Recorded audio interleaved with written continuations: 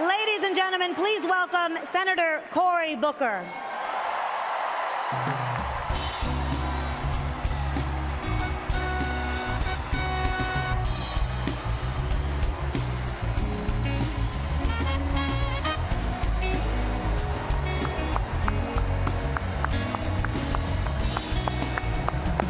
Hello, Philadelphia!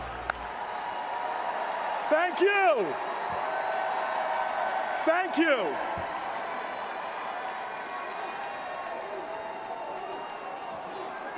Thank you.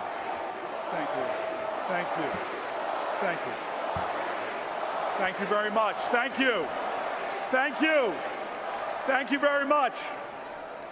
240 years ago, our forefathers gathered in this very city, and they declared before the world that we would be a free and independent nation.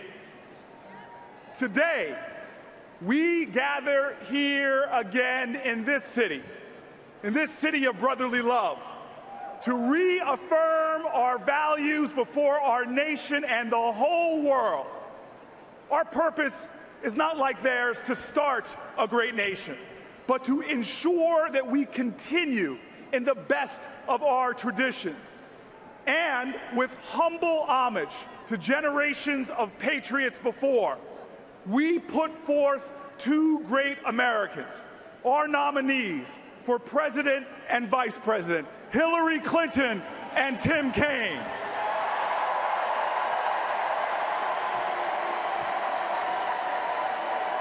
Now, looking back to our history, our founding fathers put forth founding documents that were indeed genius. But our founding documents weren't genius because they were perfect. They were saddled with the imperfections and even the bigotry of the past. Native Americans were referred to as savages. Black Americans were fractions of human beings, and women were not mentioned at all. But those facts and ugly parts of our history don't distract from our nation's greatness. In fact, I believe we are an even greater nation, not because we started perfect, but because every generation has successfully labored to make us a more perfect union. Generations of heroic Americans have made our nation more inclusive, more expansive, and more just. Our nation wasn't founded because we all look alike, or prayed alike, or descended from the same family tree. But our founders, in their genius, in this, the oldest constitutional democracy on the planet Earth, they put forth the idea that all are created equal, that we have inalienable rights. And I'm so proud that it was upon this faithful foundation that we built a great nation. And today, no matter who you are, rich or poor, Asian or white, man or woman, gay or straight, any religion or none at all, you are entitled to the full rights and responsibilities of citizenship. In this city, our founders put forth a Declaration of Independence, but let me tell you, they also made a historic Declaration of Interdependence. They knew that if this country was to survive and thrive, we had to make an unusual and extraordinary commitment to each other. Look, I respect and value the ideals of individualism and self-reliance, but rugged individualism didn't defeat the British. It didn't get us to the moon. It didn't build our nation's highways. Rugged individualism didn't map the human genome. We did that together. And so this is the high call of patriotism. Patriotism is love of country. But you can't love your country without loving your countrymen and your countrywomen. Now, we don't always have to agree, but we must be there for each other. We must empower each other. We must find the common ground, and we must build bridges across our differences to pursue the common good. Let me tell you, we cannot devolve into a nation where our highest aspirations are that we just tolerate each other. We are not called to be a nation of tolerance. We are called to be a nation of love.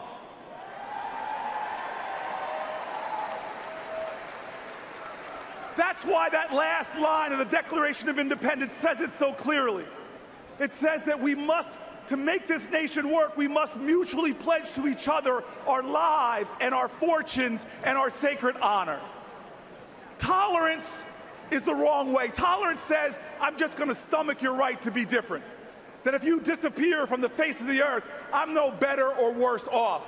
But love knows that every American has worth and value, that no matter what their background, no matter what their race or religion or sexual orientation, love recognizes that we need each other, that we as a nation are better together, that when we are divided, we are weak, we decline, yet when we are united, we are strong. When we are indivisible, we are invincible.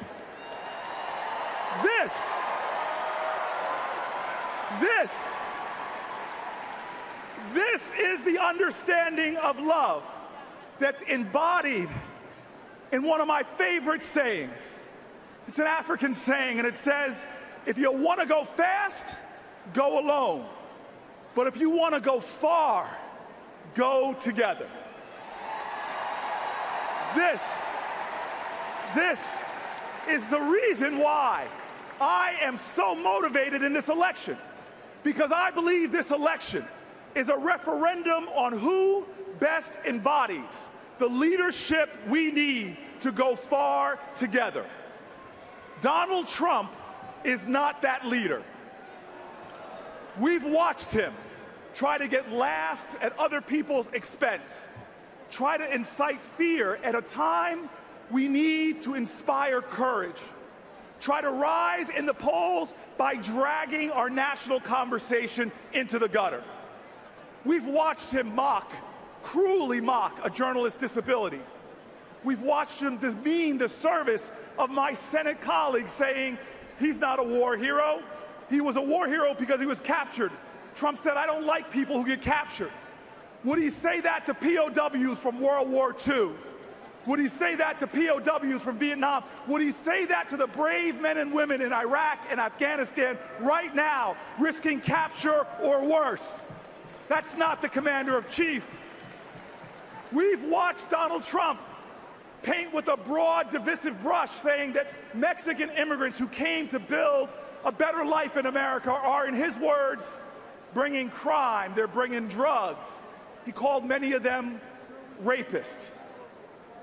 He said that an Indiana-born federal judge can't be trusted to do his job because of his Mexican ancestry, a statement that his fellow Republicans have described as racist. We've watched Donald Trump. Our children, our daughters, our nieces and grandkids have watched Donald Trump and heard him calling women degrading and demeaning names. Dog, fat pig, disgusting animal. It is a twisted hypocrisy when he treats other women in a manner he would never, ever accept from another man speaking about his daughters or his wife.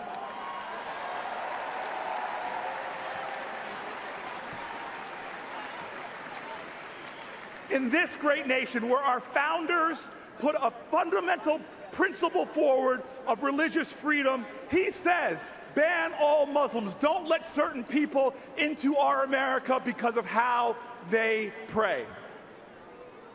Now, I take particular interest in the fact that Trump says he would run our country like he's run his businesses. Well, I'm from Jersey. And I'm from the Great Garden State, and we've seen how he leads in Atlantic City. He got rich while his companies declared multiple bankruptcies. Yet without remorse, even as people got hurt and lost jobs by his failures, he bragged, and I quote, "The money I took out of there was incredible." Yes, he took out a lot of cash, but he stiffed contractors, many of them small businesses, refusing to pay them for the work that they've done. You know, we in America have seen enough of a handful of people growing rich at the cost of a nation descending into crisis.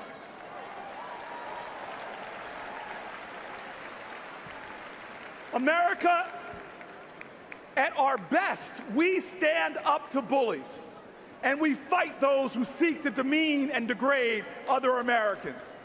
In times of crisis, we don't abandon our values, we double down on them. Even amidst the crisis of the Civil War, Lincoln stood up and called out to all of our country, saying, "With malice towards none and charity towards all." This is our history. This is a history that I was taught. My parents never wanted my brother and I to get too heady. Gratitude was our gravity.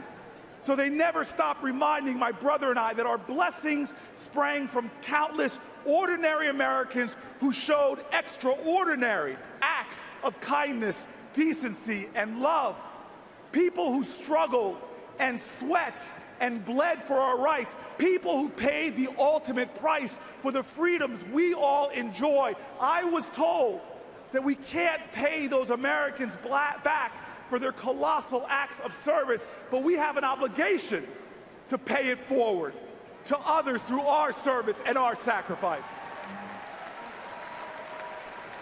I support Hillary Clinton because these are her values, and she has been paying it forward her entire life.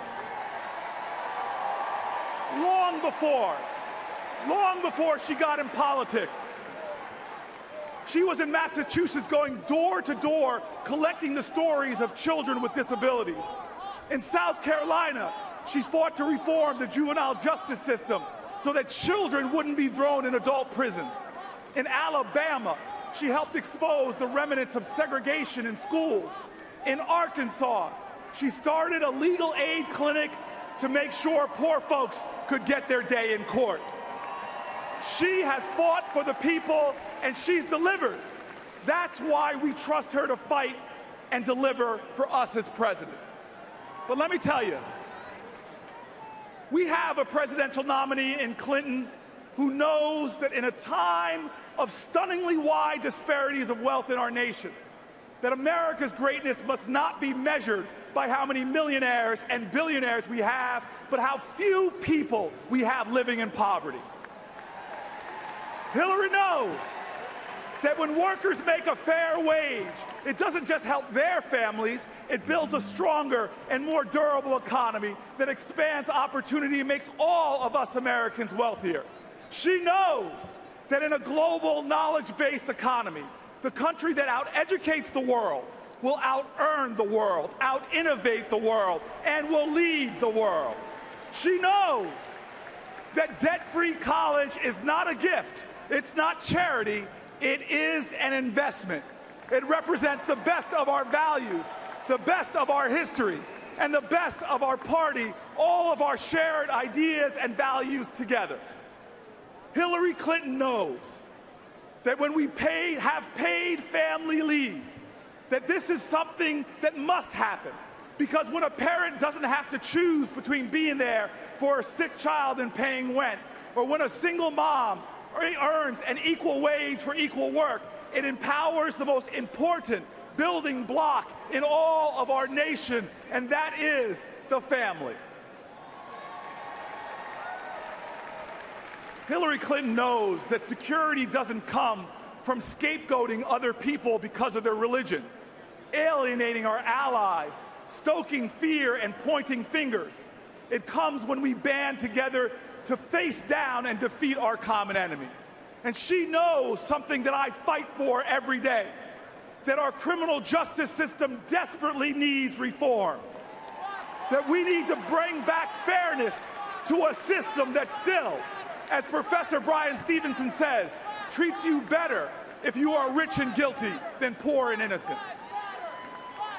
And she knows that we can be a nation that both believes police officers deserve more respect, they deserve more support, more cooperation and love, and believes that a black 20-something-year-old protester deserves to be valued, deserves to be heard, that they should be listened to with more courageous empathy, and that change is needed in the system. And Hillary Clinton knows what Donald Trump betrays time and time again in this campaign, that we are not a zero-sum nation. It is not you or me. It is not one America against another American. It is you and I, together, interdependent, interconnected, with one single interwoven destiny. When we respect each other, when we stand up for each other, when we work together against our challenges, against our neighbor's challenges, be it a neighbor with a beautiful special needs child or one struggling with the ugly disease of addiction. When we as Americans help them, when we show compassion and grace, when we evidence our truth that we are the United States of America, one nation, under God, indivisible, that is when we are stronger. That is when we go from an already great America to an even greater America. Now let me tell you right now, when Trump spews insulting and demeaning words about our fellow Americans, I think of that poem by Maya Angelou. Y'all know it. You know how it begins. You may write me down in history with your bitter, twisted lies.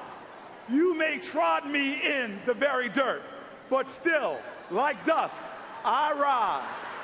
Well, y'all know it. Y'all know it.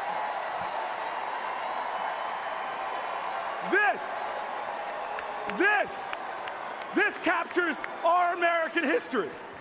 240 years ago, an English king said he would crush our rebellion.